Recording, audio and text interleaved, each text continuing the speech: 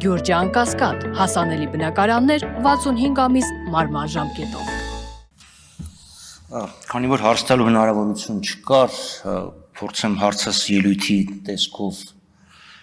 ձևակերպեմ, այսինքն ճիշտ եմ հասկանում, որ խոսքը վերաբերում է այլ ընկերություններին,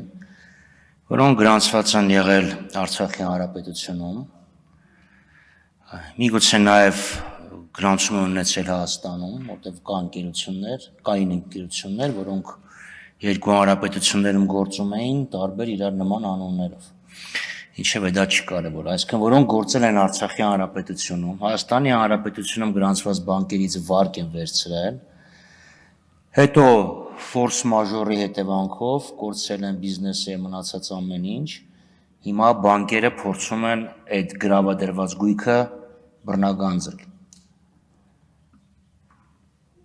Այս դեպքում ուզեմ հասկանամ ֆորս մաժորի հիման վրա կենտրոնական բանկը ինչ քայլեր է ձեռնարկել, որպեսզի այդ պայմանագրերը չեղարկվեն, որտեղ դա ակնհայտ ֆորս մաժոր է։ Ինձ մոտ օրինակ հանձնաժողովի հետ եւ քաղաքացիների ընդունելություն կար,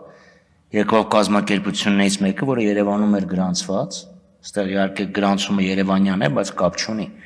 Մարդը բիզնես է կորցրել, գրավը Երևանում է գտնվում։ Եվ բանկերը հրաժարվում են այդ հարցը քննարկել։ Այսինքն մենք ստեղ ունենք ակնհայտ ֆորս մաժոր եւ դրա ամբողջ հետևանքը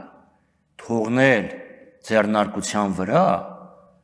առնվազն ճիշտ չի։ Եթե դա բիզնես ռիսկ է եղել, բանկերն են գնացել բիզնես ռիսկի, խոսքը Արփմեդին է վերաբերում։ Այն որ ասում է եկել էր հանձնաժողովի այդ քաղաքացիների ընդունելության։ Հետո կասեմ, լավ, ամեն հանձնաժողովի ամեն անդամ մի օր հանդիպում է որևէ քաղաքացու հետ, դրա մասին է խոսքը, հա։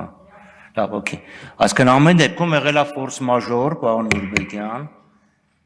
եւ բիզնես ռիսկը թողել միայն ձեռնարկությունների վրա